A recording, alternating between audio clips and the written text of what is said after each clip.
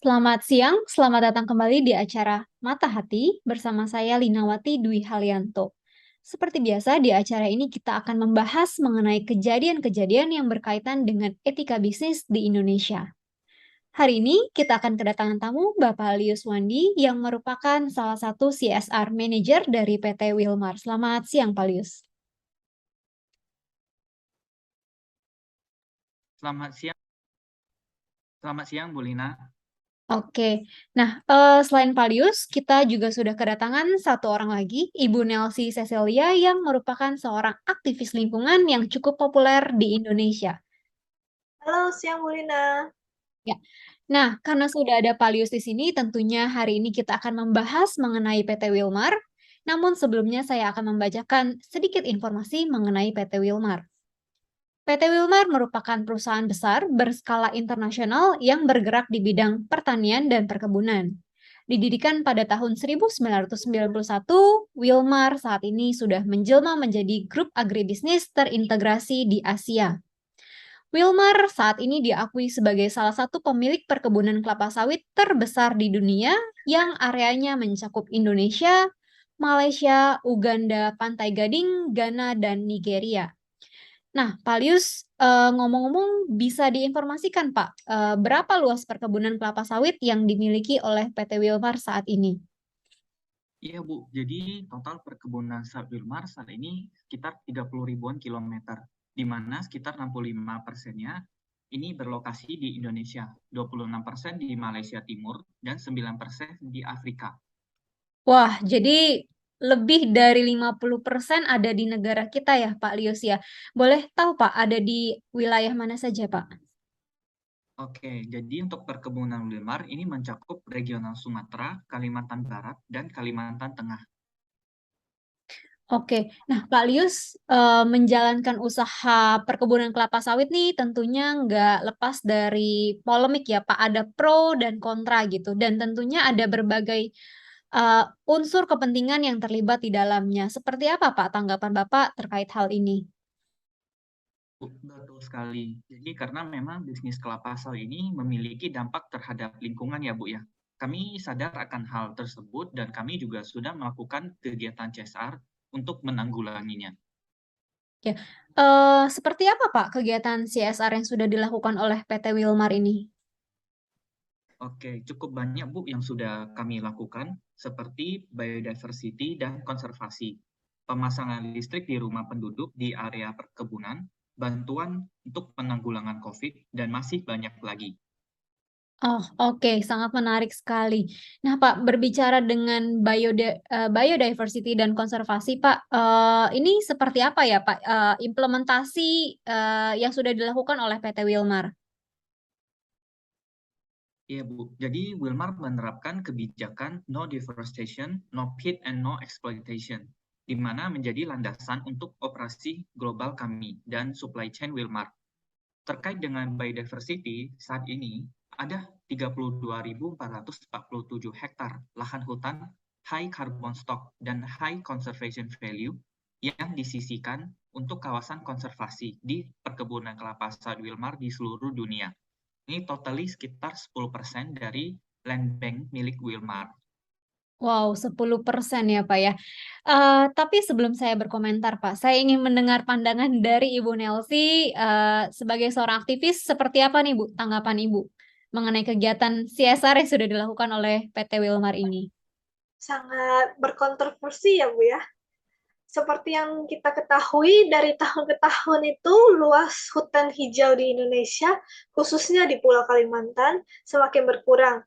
Dari tahun 1990 sampai tahun 2019 itu penurunannya itu ada sekitar 62,8%. Pada tahun 1990 terdapat total luasan hutan Kalimantan sekitar 803.000 hektar.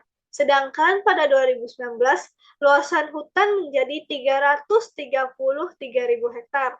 Salah satu penyebabnya adalah perkebunan kelapa sawit seperti yang dilakukan PT Wilmar. Penurunan luas hutan berdampak pada banyak hal. Salah satunya adalah hilangnya tempat tinggal bagi satwa liar. Jadi saya cukup kaget ketika mendengar strategi CSR dari Wilmar untuk melakukan konservasi ini. Ya, kenapa Ibu cukup kaget ya, Bu? Apakah ada, etika bisnis atau konflik of interest, Bu, di dalam, kegiatan ini menurut Bu Nelsi? Ya, menurut saya adanya konflik of interest terjadi karena adanya program biodiversity dan conservation yang dilakukan di area perkebunan milik Wilmar dan dijalankan oleh tim internal dari organisasi tersebut. Artinya, semakin luas area biodiversity dan conservation-nya akan semakin mengurangi jumlah produksi kelapa sawit dan tentunya berdampak pada keuntungan perusahaan dan juga sebaliknya. Perkembangan industri kelapa sawit disebabkan adanya peningkatan kebutuhan masyarakat terhadap minyak nabati dan bahan bakar nabati. Meskipun ada dampak negatif secara ekologis dari sistem monokultur yang merubah ekosistem hutan, sehingga terjadinya penurunan bahkan hilangnya keanekaragaman hayati, ekosistem hutan hujan tropis, serta sejumlah spesies tumbuhan dan hewan. Tapi walaupun begitu, Indonesia masih tetap membutuhkan Wilmar untuk meningkatkan pendapatan asli daerah, terciptanya lapangan kerja, dan meningkatkan daya saing dan produktivitasnya. Ya, setuju sekali Ibu Nelsi. Oleh karena itu, Wilmar melalui program biodiversity dan konservasi ini, kami memandang bahwa sudah ada satu niatan baik dan kami juga berusaha bijaksana dalam menjalankan operasional bisnis Wilmar, doing ethical responsibility. Nah, masyarakat tentunya dapat berperan juga dalam melakukan pengawasan secara langsung maupun tidak langsung agar dampak lingkungan dapat ditekan seminimal mungkin. Oke, Pak Lius, lalu, boleh diceritakan nggak ya, Pak, kegiatan real seperti apa sih, terkait dengan biodiversity dan, konservasi yang Bapak sampaikan nih sejak tadi, Pak? Oke, baik Bu. Yang pertama, kami ada konservasi orangutan di Wilmar Plantation di Kalimantan Tengah. Nah, karena terdapat habitat orangutan di dalam land bank tersebut, kami membentuk satu kelompok konservasi khusus untuk memantau ancaman dan gangguan dalam konservasi tersebut. Wilmar juga melakukan program untuk meningkatkan kesadaran masyarakat akan pentingnya menjaga kawasan konservasi dan melindungi orangutan sebagai hewan langka dan hampir punah. Masyarakat akhirnya memiliki persepsi yang positif terhadap kawasan hutan dan aktif dalam membantu konservasi orang hutan, yang ditunjukkan dengan kondisi masyarakat itu juga membantu menyumbangkan bibit buah lokal yang dapat ditanam di kawasan konservasi. Nah, ini nantinya dapat menjadi sumber makanan bagi orang hutan. Yang kedua, ada konservasi tapir.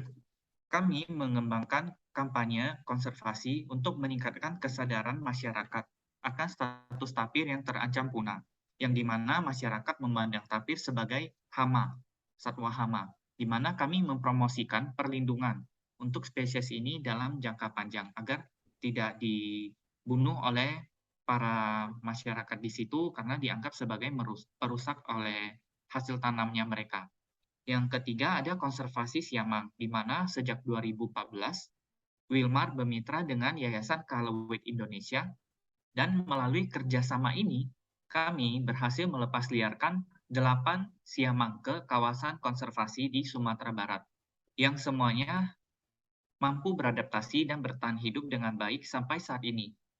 Wilmar juga memiliki 2 kawasan konservasi yang berfungsi sebagai habitat siamang di Bukit Salo dan Bukit Tengah Pulau dengan total luas 800 hektar. Menyusul adalah Bukit Lipai 1 dan Bukit Lipai 2 dengan total luas 450 hektar yang memiliki ekosistem dan vegetasi yang identik. Nah, yang terakhir kami melakukan juga upaya konservasi berdasarkan kearifan lokal, Lubuk Larangan. Wilmar bekerja sama dengan masyarakat adat Sungai Talau dan Sungai Kunyit di kawasan PT KSI Perkebunan kami di Sumatera, melarang perambahan dan penangkapan ikan ilegal di area tersebut. Karena masyarakat di sana memandang bahwa sungai adalah sesuatu yang sacred. Oke, terima kasih Pak Lius. Nah, Pak, apakah kegiatan yang tadi Bapak sebutkan ya Pak, itu dilakukan secara berkelanjutan atau, seperti yang kita tahu ya Pak, ada perusahaan-perusahaan yang mungkin hanya, untuk nama baik semata Pak Lius? Iya, Bu. Ya, kegiatan ini kami lakukan secara berkelanjutan dan dilaporkan juga secara rutin dalam Sustainability Report Grup Wilmar, dan hal ini bisa diakses secara publik, Bu. Oke, bisa dipantau ya Pak oleh, Bu Iya. Nelsi dan, publik lainnya ya. Nah, bagaimana dengan hasil kegiatan tersebut Pak Lius? Sejauh ini kami memandang bahwa hasilnya ini baik, Bu, di mana program ini turut juga meningkatkan kesadaran masyarakat. Selain itu, kami juga melihat bahwa kawasan area perkebunan kami, keanekaragaman hayatinya meningkat, di mana juga dalam program konservasi kami, populasi baik orang utan, siamang, maupun tapir itu bertambah di lingkungan alaminya, di alam. Oke, terima kasih Pak Lius. Nah, bagaimana tanggapan Bu Nelsi terkait kegiatan yang sudah dilakukan oleh PT Wilmar ini, Bu Nelsi? Menurut saya sangat baik ya.